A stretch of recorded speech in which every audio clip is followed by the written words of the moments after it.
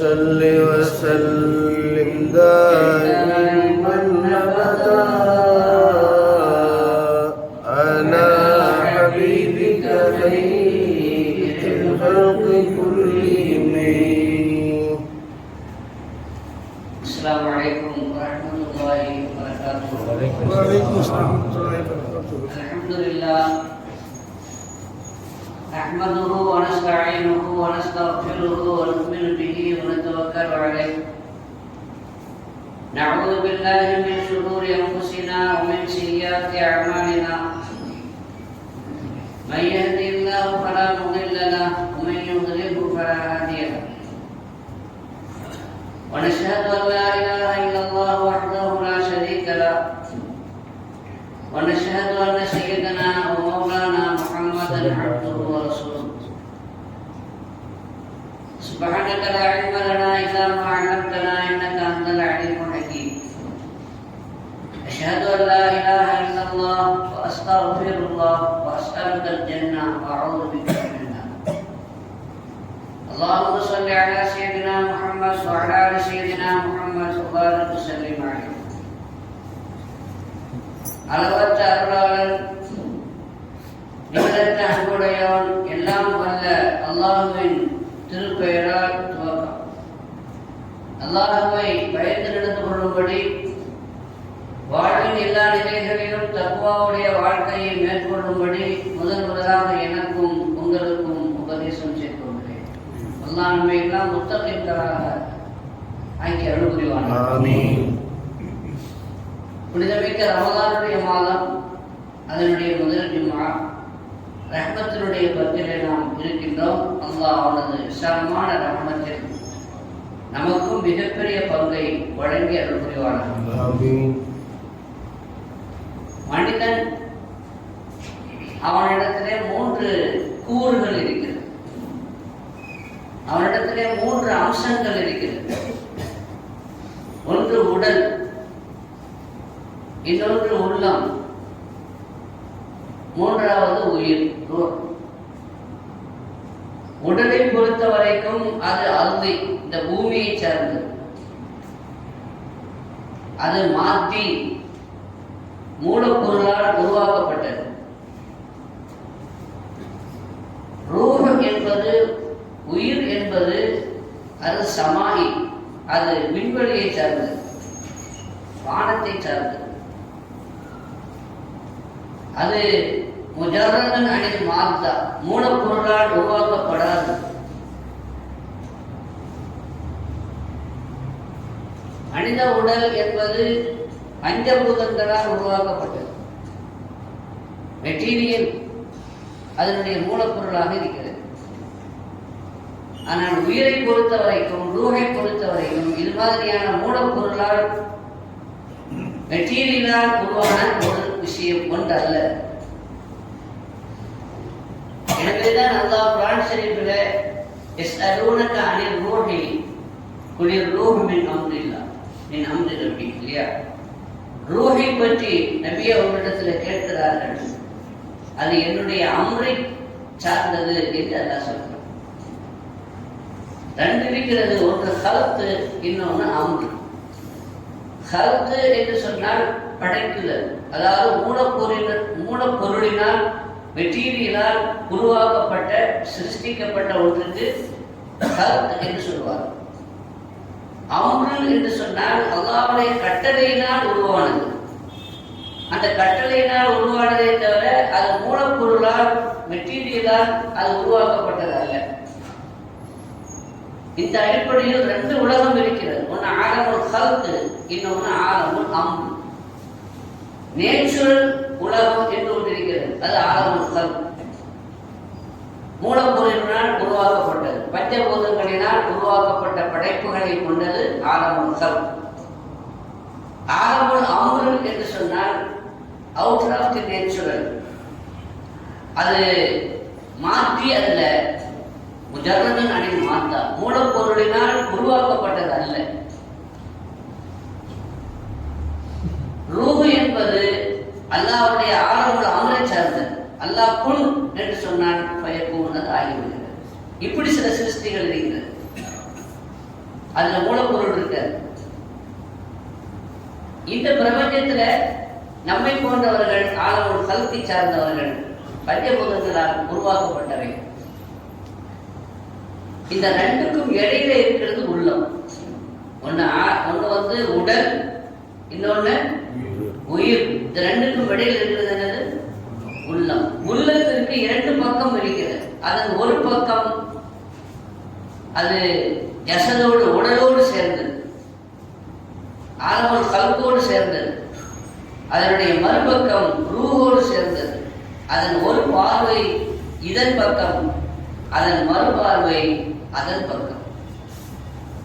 எனவேதான் அந்த கல்பு என்று அதற்கு பேர் அரபியில். கல்புனா புரண்டு புரண்டு, மனுஷன் புரண்டு புரண்டு பேசுவாங்க.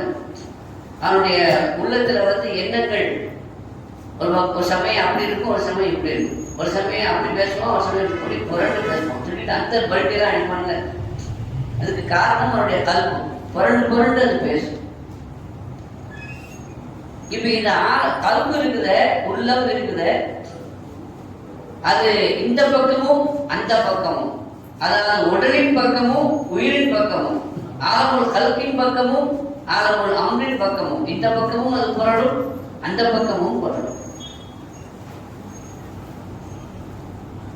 அது ஆலமுல் கல்பின் பக்கம் புரண்டால் பஞ்சபூதங்களால் உருவான இந்த மெட்டீரியல் உலகத்தோடு அது சாய்ந்தால் அது இருளடைந்துவிடும். அந்த உள்ளம் இருளடைந்துவிடும். ஆனால் அந்த உள்ளம் ஆலமுல் அம்ரோடு ரூஹோடு சேர்ந்தால், அதன் பக்கம் சாய்ந்தால் அது வெளிச்சமடையும். உள்ளத்தை வெளிமயமாக ஆக்கக்கூடிய மாதம் தான் இந்த மாதம், ரமலானுடைய மாதம்.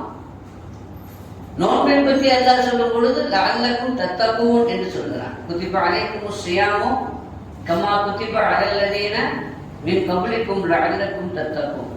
உங்கள் மீது நோன்பு விதியாக்கப்பட்டிருக்கிறது, உங்கள் முன்னுண்டானவர்களுக்கும் அது விதியாக்கப்பட்டது. அதை போல எதுக்கு? லஅல்லக்கும் தத்தகூன், நீங்கள் முத்தகீன்களாக ஆக வேண்டும், சுத்தமானவர்களாக ஆக வேண்டும் என்பதற்காக. உள்ளம் சுத்தமாகும் என்றால் கல்புதான் சுத்தமாகும். உடல் சுத்தம் என்று ஒன்று இருக்கிறது, உள்ளம் சுத்தம் என்று ஒன்று இருக்கிறது. வெளிப்படையான அமல்களுக்கு உடல் சுத்தமாக வேண்டும். தண்ணீரை கொண்டு நாம் ஒது செய்கிறோம், தண்ணீரை கொண்டு கழுகின்றோம். அது அதனால் எது சுத்தமாகும்? உடல் சுத்தமாகும். கண்ணீரை கொண்டு நாம் சுத்தமாக்க வேண்டும். கண்ணீரை கொண்டு நாம் ஒது செய்தால், தண்ணீரை கொண்டு ஒது செய்தால் உடல் சுத்தமாகும். கண்ணீரை கொண்டு ஒது செய்தால் உள்ளம் சுத்தமாகும், இல்லையா? ஆக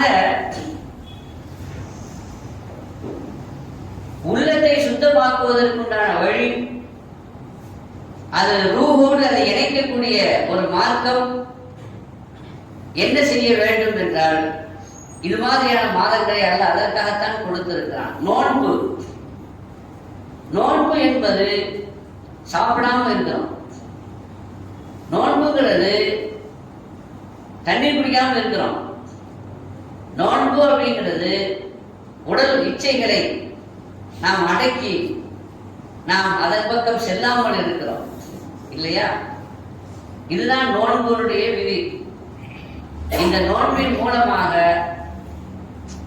சாப்பிடாமல் இருப்பது என்று ஒன்று இருக்கிறது, சாப்பிடுவது என்று ஒன்று இருக்கிறது. சாப்பிடுவது யாருடைய குணம், யாருடைய பழக்கம்? மனிதனுடைய பழக்கம். சாப்பிடுறது ஹயவானுடைய வேலை. சாப்பிட்றது, குடிக்கிறது, புள்ள பெறுறது, அதுதான் செய்யும், வேற ஒன்றும் செய்யாது. அதே வேலையை நீங்களும் நானும் செய்தா நமக்கு அதுக்கு என்ன வித்தியாசம்? சாப்பிடுறதுல ஒரு விசேஷம் இல்லை. தேவபந்தனுடைய நிறுவனர் காசிம் நானூத் தேவி அவர்களை அந்த காலத்துல சாமிகள் இருக்காங்கல்ல, அவங்க ஒரு போட்டிக்கு அழைத்தார்கள். நிறைய விவாதங்களுக்கு அவங்க சொல்லுவாங்க, இஸ்லாத்தின் சத்திய கொள்கையை எடுத்து சொல்வதற்கு. ஆனா விவாதத்துல, அறிவுபூர்வமான அந்த விவாதத்துல யாராலையும் ஜெயிக்க முடியாது. பல கிறிஸ்தவர்களும் பல இந்து சகோதரர்களும் அதிலே தோற்று போயிருக்கிறார். இவரை எப்படியா தோற்கடிக்குமே, அதுக்கு என்ன செய்யறது அப்படின்ட்டு அந்த சுவாமிகள் எல்லாம் அவரை ஒரு போட்டிக்கு கூட்டாங்க. என்ன போட்டி? சாப்பிடுற போட்டின்னா. நல்லா தெரியும், சாப்பிடுற போட்டி வச்சா நம்ம தான் ஜெயிப்போம், அவனுக்கு இவர் தோற்றுக்குவாரு அப்படிங்கிற தைரியத்துல சாப்பிடுற போட்டி வைக்கலாமா அப்படின்னு கேட்டப்போ, அப்பா அவங்க சொன்னாங்க, சாப்பிடுறது அது ஒரு போட்டியா, அது ஒரு பெரிய சாதனையா, அதை எல்லாரும் செய்யறாங்க. உயிரினங்கள், ஹைவான்களே அதான் செய்கிறது, அதுல என்ன போட்டி? சாப்பிடாம இருக்கிற போட்டி வைக்கலாமான்னு கேட்டாரு. நான் சாப்பிடாம இருப்பேன், எவ்வளவு நாள் வேணாலும் இருப்பேன். 2 பேரும் போட்டி வைப்போம். சாப்பிடாம நீ எவ்வளவு நாளைக்கு இருக்கிற, நான் எவ்வளவு நாளைக்கு, எவ்வளவு நேரத்துக்கு இருக்கிறேங்கிறது இல்லை, எவ்வளவு நாளைக்கு நாம இருப்போம் அப்படிங்கிற போட்டி வைக்கலாமா? வருமான அந்த போட்டிக்கு உண்டு கொழுத்தவர்கள், உடலை வளர்த்தவர்கள், உள்ளம் அவர்கள் பிரகாசிக்காதவர்கள் அந்த போட்டியில் அவங்களால இருக்க முடியாது. அப்போ சாப்பிடாம இருக்கிறது தான் மனுஷத்தினுடைய தனித்துவம். குடிக்காமல் இருப்பதுதான், ஆசைகளை அடக்கி இருப்பதுதான், இச்சைகளை அடக்கி இருப்பதுதான் ஹைவானை விட்டும் உன்னை வித்தியாசப்படுத்தி காட்டக்கூடிய அம்சம். அல்லாஹ் சாப்பிட மாட்டான். அல்லாஹ் சாப்பிடுவானா? அல்லாஹ்வுடைய சிஃபத் என்னன்னா சாப்பிடாம இருக்கிறது. அல்லாஹ்வுடைய சிஃபத் என்னன்னா குடிக்காம, அவன் குடிக்கிறதும் இல்லை, சாப்பிடுறதும் இல்லை, அவனுக்கு இச்சை தான் கிடையாது. அப்படிங்க நோம்பின் மூலமாக சாப்பிடாம இருக்கிறீங்கன்னா, குடிக்காம இருக்கிறீங்கன்னா, ஹலாலான மனைவியை விட்டும் கூட நீங்க என்ன செய்வீங்க? தவிர்த்து வாழ்கிறீர்கள் என்றால் அதற்கான காரணம் ஒண்ணு அல்லாஹ்வுடைய அச்சம். அல்லாஹ் நோம்ப கடமையாக்கலாம். பொதுவாக அல்லாஹ் நம்மளை பார்க்கறானா பார்க்கலையா? பார்க்கலாம். அல்லாஹ் பார்க்கறான் அப்படின்னு தெரிஞ்சா நீங்களும் நானும் பாவம் செய்வோமா? அல்லாஹ் பார்க்கலன்னு சொன்னா அல்லாஹ் பாதாக்கணும், அவன் காப்பாடுவான். இந்த அல்லாஹ்க்கான அழைக்கும் ரத்தீபா, அல்லாஹ் நம்மளை பார்த்துட்டு தான் இருக்கான். ஆனாலும் கூட அதை தெரிஞ்சும் கூட நம்ம என்ன செய்யறோம்? பாவம் செய்யறோமா இல்லைங்க? ஒரு ரூம்ல நீங்க தனியா இருக்கிறீங்க, பூட்டப்பட்டிருக்குது, யாருமே இல்லை, இந்த கேமராவும் வச்சுக்கோங்க. கேமரா எடுத்து அது திறந்துருக்கிற மாதிரி தானே. நீங்க ஒரு தப்பு செய்ய போறீங்க, யாரும் இல்லை அப்படின்னு நினைச்சிட்டு தப்பு செய்ய போறீங்க. முதல்ல என்ன செய்வீங்க? ஒரு மனிதன் தப்பு செய்யறாரு என்ன செய்வான்? அங்கேயும் பார்ப்பான், யாராவது நம்மளை பார்க்கறாங்களான்னு. கூட்டப்பட்ட அறையா இருந்தா கூட செக் பண்ணி பார்ப்பான், யாரும் நம்மளை பார்க்கலையே அப்படிங்கிறத கன்ஃபார்ம் பண்ணி கொடுப்பான். அதுக்கு பிறகுதான் தவறுல என்ன செய்வோம்? ஈடுபடுவோம். அசீஸ் ராஜாவுடைய மனைவி யூசுப் அலைஹிஸ்ஸலாம தன்னுடைய இச்சையை தீர்த்து வைக்குமாறு, ஆசைக்கு அடங்குமாறு அழைத்தார்கள். அப்படி அழைக்கிறதுக்கு முன்னாடி அவங்க என்ன பண்ணாங்க அப்படின்னா, அங்க ஒரு சிலை இருந்துச்சு. அந்த சிலைய ஒரு துணியை போட்டு மூடிட்டாங்க. ஏன் இந்த துணியை போட்டு மூடுறீங்க அப்படின்னு கேட்டப்போ அவங்க சொன்னாங்க, சாமி பார்த்துட்டு இருக்குல்ல, சாமி பார்த்துட்டு இருக்கும் பொழுது எப்படி நம்ம தப்பு செய்யறது அப்படின்னு அவங்களே ஒரு கடவுள் பக்தி உள்ள ஒரு கடவுள் நம்பிக்கையினுடைய வெளிப்பாடுனால சாமியை கடவுளோட துணியை போட்டு என்ன செய்தாங்க? மூடுனாங்க. ஆனா யூசுப் அலைஹிஸ்ஸலாம் தப்பு செய்தாங்களா? அப்ப அவங்க சொன்னாங்க, உன் சாமியை நீ துணியை போட்டு மூடிட்ட, என் சாமியை எந்த துணியாலே என்ன செய்ய முடியாது, மூட முடியாது. அவன் பார்த்துக்கிட்டு தான் இருக்கிறான். எப்படி ஒரு சாமி பார்த்துக்கிட்டு ஒரு கல் அது பார்க்குது அப்படிங்கிறது கூட உனக்கு தப்பு செய்யக்கூடிய துணிவை அது தரவில்லை எப்படி என்றால், என்னுடைய சாமி கல் அல்ல, என்னுடைய சாமி எந்த துணியாலும் திரையாலும் அதை மூடவும் முடியாது. அந்த சாமி அல்லாஹ் என்ன பார்க்கறானே, நான் எப்படி தப்பு செய்யறதுன்னு சொன்னான். இந்த தக்குவா இருக்கு பாருங்க, அல்லாஹ் நம்மை பார்த்து கொண்டிருக்கிறான் என்ற அந்த உணர்வு தான் நம்மை தவறு செய்யாமல், அசிங்கம் செய்யாமல் நம்மை பாதுகாக்கிறது, நம்மை அது தடுக்கிறது. இப்ப நம்ம பாவம் செய்யத்தான் செய்யறோம், பாவம் செய்யாம தான் இருக்கிறோம். முஸ்லிம்களும் பாவம் செய்யத்தான் செய்யறோம். தப்பு செய்யறமா இல்லையாங்க, நம்ம ஒன்றும் லட்சியம் இல்லையே, சுத்தமான நல்லவங்க இருக்கிறாங்க, அந்த விஷயம். ஆனா பெரும்பாலான முஸ்லிம்கள் பாவத்திலே மூழ்கி இருக்கிறார், பெண்ணோடு தகாத உறவுகள் வைத்திருக்கிறார் இல்லையா? ஹராம் என்று பார்க்காமல் அடுத்தவருடைய முதல கை வைக்கிறான். அத ஒரு பெரியவங்க சொன்னாங்க, நோம்பு இருக்கிறான், நோம்பு இருந்தா ஒரு பருக்க சாப்பிட்டா நோம்பு முடிஞ்சுமா என்ன? ஹலாலான உணவை கூட ஒரு துண்டு சாப்பிட்டா அல்லது ஒரு பருக்க சாப்பிட்டா அல்லது ஒரு சின்ன முடக்கு குடிச்சா அதை நோம்பு என்ன செய்யும்? முறிஞ்சிரும்னு சொல்லி சாப்பிடாம இருக்கிறான், குடிக்காம இருக்கிறான். ஆனா இவன் ஹராம தின்னுக்கிட்டே இருக்கிறான் காலமெல்லாம். அடுத்தவர்களுடைய சொத்தை அபகரித்து அதிலேயே பிழைப்பு நடத்தி கொண்டிருக்கிறான். இவன் நோம்பு முடியாதா? ஆக நாம் சிந்திக்க வேண்டும். சராசரியான உங்களுடைய நோம்பு என்னுடைய நோம்பு சாப்பிட்டா தான் முடியும். ஆனா மூமின், அதாவது அவுலியாக்கள், வழிமார்கள், மேன்மக்களுடைய நோன்பு ஒரு பெண்ணை ஹராமானவர்கள் பார்த்தாலே அவங்களுக்கு முடியும். நமக்கு முடியாது, சட்டப்படி நோம்பு முடியாது. ஆனா அந்த பவரை குறைச்சிடும். ஆனா பார்த்தா என்ன செய்யாது, சட்டப்படி என்ன செய்யாது, நோம்பு முடியாது. ஆனா மேன்மக்கள் இருக்கிறாங்க, அதை விடவும் மேன்மக்கள். அவர்களை பொறுத்த வரைக்கும் ஒரு நிமிடம் அவர்கள் அல்லாஹ்வை மறந்தால் அவங்களுக்கு நோம்பு இருக்கு. தராதரம் இருக்கிறது. அவரவர்களுடைய தராதரத்திற்கு ஏற்ப நோன்பினுடைய அளவுகோலும் மாறுபடுகிறது. ஆக சொல்ல வந்த விஷயம் என்னவென்றால், யாராவது நம்மளை பார்க்கிறாங்கன்னு தெரிஞ்ச நம்ம தப்பு செய்யறது இல்லை இல்லையா? ஆனாலும் நம்ம தப்பு செய்யறதே இருக்கிறோம் நிறைய. எல்லாம் பார்க்கத்தானே செய்யறான், நம்பிக்கை இருக்கா இல்லையா? எல்லாம் பார்க்கலன்னா எல்லாம் பாதுகாக்கணும், அவன் காப்பரா போடுவான். இப்ப எல்லாம் பார்க்கறான்னு தெரிஞ்சுட்டு ஏன் தப்பு செய்யறான், பார்த்துக்கலாம் அப்படிங்கிற ஒரு வகையான துணிச்சல். அல்லாஹ் ரொம்ப ரஹ்மத் கிருபை செய்வாங்க, அல்லாவோட ரஹ்மத் இருக்க மன்னிச்சுவான் அப்படிங்கிற பின்னாடி தௌபா செய்துக்கலாம். அது வரைக்கும் இருப்பாங்கிறது உறுதி இல்லை, அதுதான் விஷயம். ஆனாலும் மற்ற பாவங்களை செய்கிற பொழுது அல்லாஹ் நம்மளை பார்க்கலாங்கிற எண்ணம் யாருக்கு என்ன செய்யறதில்லை, வர்றதில்லை, செய்துக்கிட்டு தான் இருக்கிறோம். ஆனா நோம்புல யாருக்கும் தெரியாம சாப்பிடலாம்ல, யாருக்கும் தெரியாம குடிக்கலாம்ல. உங்க ஏரியாவில் உங்க மஹல்லாவில் சாப்பிட்டா தானே தெரியும், ஹோட்டலில் போய் சாப்பிட்டா தானே தெரியும். ரொம்ப தூரமா போய் நம்மளை பார்த்தா முஸ்லிம் மாதிரி தெரியலையே, கோலத்தில் முஸ்லிம்கள் இல்லையே, ரொம்ப தூரமா போய் அறிமுகமே இல்லாதவர்கள் இருக்கக்கூடிய ஏரியாவில் போய் ஏதாவது ஒரு ரெஸ்டாரண்ட் சாப்பிட்டா யாருக்கு தெரிய போகுது?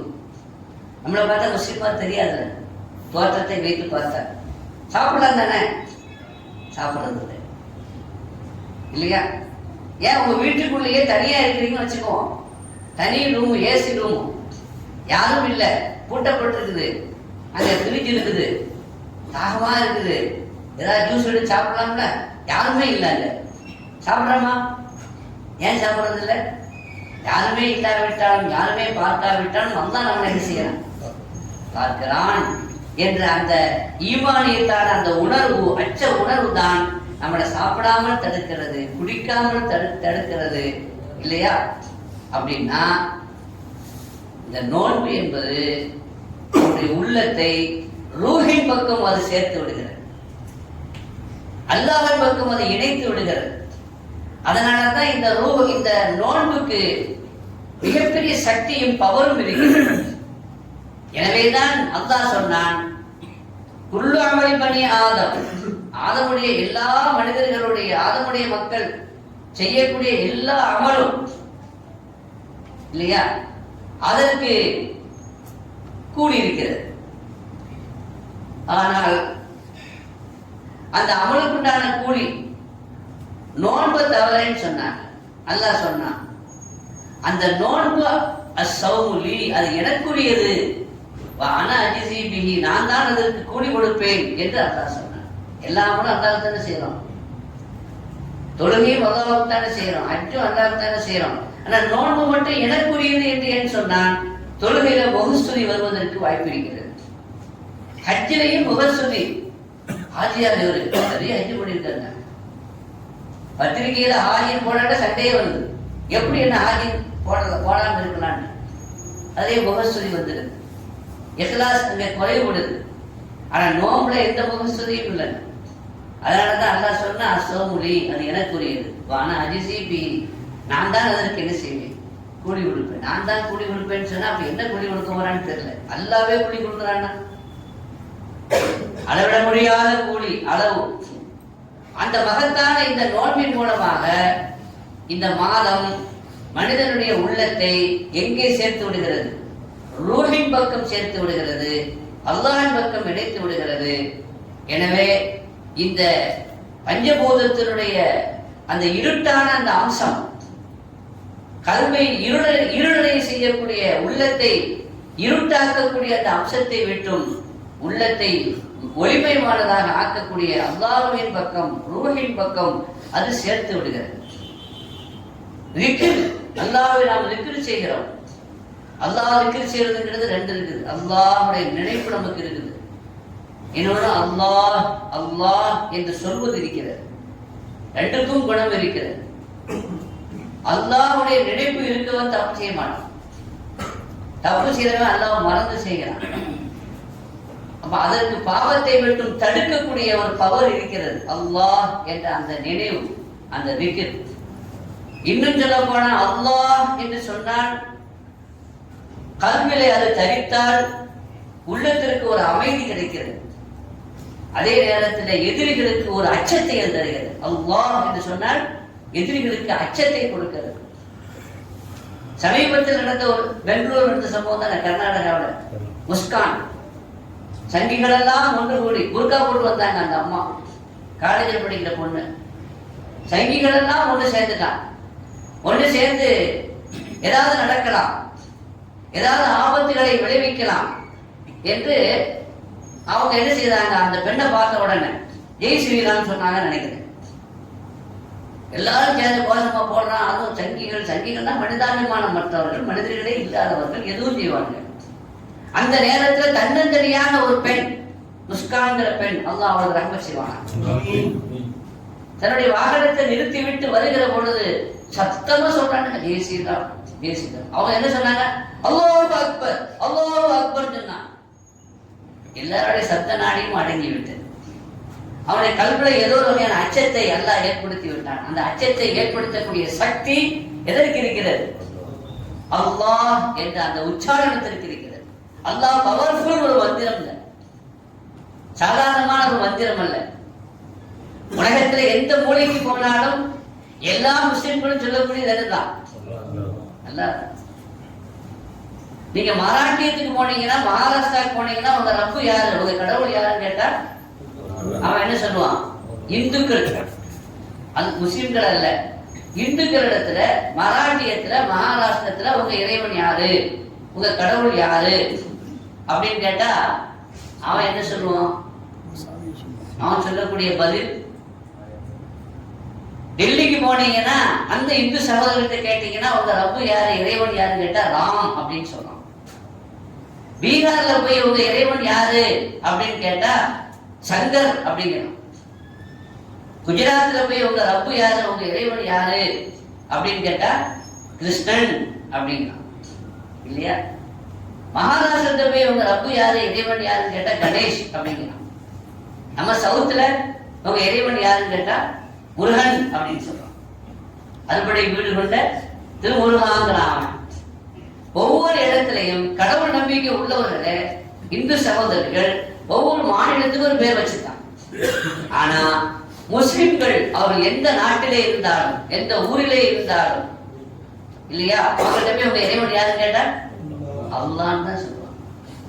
சவுதியில் இருக்கிறவங்க அல்லான்னு சொல்றாங்கன்னா இந்தியாவில் இருக்கிறவனும் அல்லாஹ் தான் சொல்லுவோம், ஆஸ்திரேலியாவில் இருக்கிறவனும், அமெரிக்காவில் இருக்கிறவனும், ஆப்பிரிக்காவில் இருக்கக்கூடியவனும், உலகத்தினுடைய எந்த மொழி பேசக்கூடியவனாக இருந்தாலும், எந்த கலாச்சாரத்தை பின்பற்றக்கூடியவனாக இருந்தாலும், முஸ்லிம்களிடையே உடை வேறு, கலாச்சாரம் வேறு இருக்கலாம், அந்த நாட்டுக்கு தோதுவார். நாடு வேறுபடுகிறது, ஊர் வேறுபடுகிறது, கலாச்சாரம் வேறுபடுகிறது, மொழி வேறுபடுகிறது, உணவு முறையும் கூட வேறுபடுகிறது, ஆடை கலாச்சாரமும் வேறுபடுகிறது. நாமெல்லாம் வங்கி கட்டுறோம், அங்க போனா வேலை செய்யறோம், பைஜாமா தானே போடுறாங்க, அது அவங்களுடைய கலாச்சாரம். ஆனா எந்த கலாச்சாரம் மாறினாலும், எந்த மொழி மாறினாலும், எந்த நாட்டுக்கு போனாலும் உங்க இறைவன் யாரு அப்படின்னா மன் ரப்புக்க என்று கேட்டா என்ன சொல்லுவாங்க எல்லாருமே? கபூர்ல மட்டும் இல்லைங்க, மன் ரப்புக்க என்று கபூர்ல அல்லாஹ் மலக்குகள் கேட்டா கூட ரப்பி அல்லாஹ்னு சொல்றமே. இது கபூருக்கு மட்டுமல்ல, உலகத்திலேயும் கூட ரப்பு யாரு, அல்லாஹ் யாருன்னு கேட்டா, இறைவன் யாரு என்று கேட்டா நம்ம என்னதான் சொல்லுவோம்? அதுதான் அல்லாஹ்வுடைய பவர். சாதாரணமான ஒரு பேர் இல்லைங்க. தாத், இஸ்முல் தாத், தாத்தினுடைய பேர். அல்லாஹ்வுக்கு எத்தனை திருநாமங்கள் இருக்கிறது? 99 திருநாமம் இருக்குது. இந்த 99 திருநாமமும் யாருக்குரிய பேரு? அல்லாஹ்வுடைய பேர். அல்லாஹ்ங்கிறது தான் தாத். அந்த தாத்துக்கு தான் 99 பேர். ரெண்டுக்கு வித்தியாசம் என்னன்னா, இந்த 99 பேர் இருக்குது, இதெல்லாம் பண்பு பெயர்கள். அல்லாஹ் ரஹ்மான் அப்படின்னா ஒரு சிஃபத், கிருபை செய்யக்கூடியவன். அல்லாஹ் கஃபூர், மன்னிக்கக்கூடியவன் அப்படின்னு சொன்னா அது ஒரு சிஃபத். சபூர், சபுரா இருக்கக்கூடியவன், அது ஒரு சிஃபத். ஷக்கூர், நன்றி உள்ளவன், இது ஒரு சிஃபத். இந்த பேரெல்லாம் யாருக்கு? அல்லாஹ்வுக்கு தான் சொல்லுவோம். ஆனா யாரும் எப்படி சொல்ல மாட்டோம்? அல்லாஹ்வுக்கு பேரு சபூர் அப்படின்னு சொல்லுவோமா? இந்த 99 நாமத்தை எடுத்துக்கொள்ளுங்க. இந்த 99 நாமத்தை எடுத்து அதில் உள்ள பேர்களை, அல்லாஹ்வுக்கு என்ன பேர்? அதாவது சபூர் ஒரு பேர் இருக்குது, அது அல்லாஹ்வுடைய பேர் தானே. ஆனா அந்த சபூர் அப்படிங்கிறது உலகதான். சபூருக்கு அல்லாஹ்வுடைய பேராக இருந்தாலும், அஸ்மாவுல் ஹுஸ்னாவாக அது இருந்தாலும் கூட நாம என்ன சொல்றது இல்லை, நாம கவனிக்கணும். ஏன்னா இது பண்பு பேர், இது தாத்தினுடைய பேர். எனவே தான் அல்லாஹ்வுக்கு நிகராக எந்த பேரும் இல்லை. அல்லாஹ்வுக்கு நிகராக அல்லாஹ்வுக்கு சபூர்ங்கிற பேர் இருக்குது, சபூருக்கு அல்லாஹ்னு பேர் இல்லை. அல்லாஹ்வுக்கு ரஹ்மான் ரஹீம்ங்கிற பேர் இருக்குது, ஆனா ரஹீமுக்கு அல்லாஹ்ங்கிற பேர் இல்லை. ரஹீம்னா யாரு? விளங்குதா? வித்தியாசம் இருக்குது. அப்ப அந்த அல்லாஹ்வை, அந்த ஈமானை உறுதியாக நம்பக்கூடிய, அந்த நம்பிக்கையை ஊட்டக்கூடிய, உண்டாக்கக்கூடிய ஒரு மாதம் தான் என்ன மாசம்? இந்த ரமலானுடைய மாசம். இந்த மாசத்திலையும் நமக்கு அந்த உணர்வு நமக்கு கிடைக்கலன்னா, அந்த ஈமானுடைய வெளிச்சம் நமக்கு கிடைக்கலன்னு சொன்னா வேற எந்த மாசம் கிடைக்க போகுது? அதனால ஒரு வாரம் ஆயிடுச்சுல, கிட்டத்தட்ட இன்னும் எத்தனை வாரம் இருக்குது?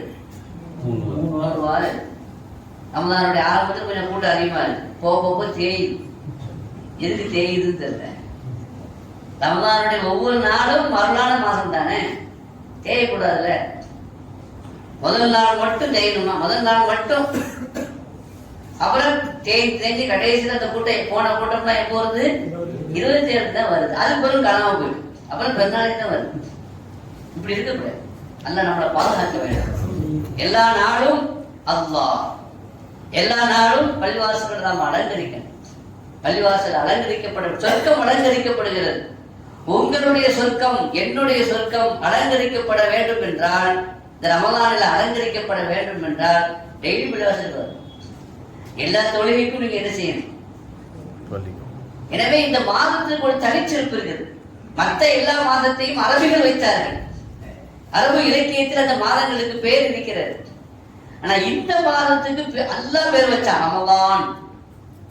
ஷஹர் ரமலான் அல்லதி உன்சில ஃபீஹில் குர்ஆன் ஹுதல் லின்னாஸ். இந்த ஆயத்துல ரமலான் மாதம் என்று அல்லாஹ் இந்த மாதத்துக்கு பேர் வச்சிருக்கான். மற்ற மாதங்களுக்குனா ஏற்கனவே இருக்கிற பெயர்கள் இருக்குது. ஆனா இந்த மாதத்துக்கு மட்டும் அல்லாஹ் அவன் பேர் வைத்தான். அப்படிப்பட்ட ஒரு மாதம் ரமலான். அப்படிங்கிறதுக்கு நிறைய அர்த்தம் இருக்குங்க. ஒரு அர்த்தம் என்னன்னா, அல்லாஹ்வுக்கு ஒரு பேரே ரமலான் இருக்குதான் ஒரு ரிவாயத்தின்படி. அதனால அந்த ஹதீஸ்ல வருது, ரமலான் வந்தது, ரமலான் போனது அப்படின்னு சொல்லக்கூடாது. அப்படி சொன்னா என்ன அர்த்தம்? அல்லாஹ் வந்தான் அல்லாஹ் போனான்னு சொல்ல மாதிரில அது. அல்லாஹ் எங்க வரலாம் எங்க போறான், அல்லாஹ் இருக்குதான் செய்யறான். அப்ப என்ன சொல்லணும்? அந்த மாதிரி சமயங்கள்ல ரமலான் மாதம் வந்தது என்று சொல்லணும். ரமலான் வந்ததுன்னு சொல்லக்கூடாது, ரமலான் மாதம் வந்தது என்று சொல்ல வேண்டும். ஆக இந்த மாதம் மற்ற மாதங்களை விட தனிச்சிறப்புக்குரியது.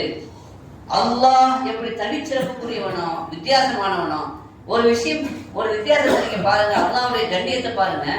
உலகத்துல யாரும் எதற்கும் அல்லாஹ் என்று பேர் வச்சதில்லை. யாராவது வச்சிருக்காங்களா அல்லாஹ்னு பேரு? முஸ்லிம்கள் தான் வைக்கலைங்கிறது இல்ல, மற்ற மதத்துக்காரங்களோட வீம்புக்காவோட கூட அல்லாஹ் எவனும் பேர் வைக்கல. வச்சாங்களாங்க? இப்படி யாராவது எங்கேயாவது யாருக்காவது உலகத்துல யாராவது நான் தான் அல்லாஹ்னு சொல்லியிருக்காங்களா? ஃபிரௌன் சொன்னான்னா ஆனா ரப்புக்கு முன்ன ரப்புக்கு வார்த்தையை தான் சொன்னான். நான் அல்லாஹ்னு சொல்லல. அல்லாஹ் அப்படிங்கிறத அந்த பெயரை வேற யாருக்கும் சூட்டப்படாமல் அல்லாஹ் பாதுகாத்தான். அப்படிப்பட்ட அந்த அல்லாஹ்வை அதிகமாக நினைவு கூறக்கூடிய இந்த மாதத்துல நாம் அதிகமாக நினைவு கூறலாமா? நினைவு கூறலாம்னா என்ன அர்த்தம்? நோம்புக்கு நேரத்துக்கு வர்றது அல்ல, சகருக்காக வேண்டி ஆங்காங்கே போறது அல்ல. வெளியூர்காரங்க அவங்க சாப்பாடு வசதி இல்லை அப்படின்னு அவங்க போகலாம், தப்பு இல்லை. வேலை செய்யறாங்க, இப்போ வந்து அவங்களுக்கு சகர் ஏற்பாடு இல்லை, சகரு நீங்களும் போறதுக்கு தப்பு இல்லை, அது ஒரு ஹராமான விஷயம் அல்ல. ஆனாலும் கூட அதற்கான மாதம் அல்ல இது. நாம் எல்லா நேரத்திலும் எல்லா காலத்திலையும் அந்த அல்லாஹுவை மறக்காமல் நினைவு கூறுவோம். ரப்புல் ஆலமீன் அத்தகைய தௌஃபீக்கை எனக்கும் உங்களுக்கும் தந்தருள் புரிவானாக. பிஹக்கி சய்யிதினா முஹம்மத் வ ஆலி சய்யிதினா முஹம்மத் ஸல்லல்லாஹு அலைஹி வஸல்லம்.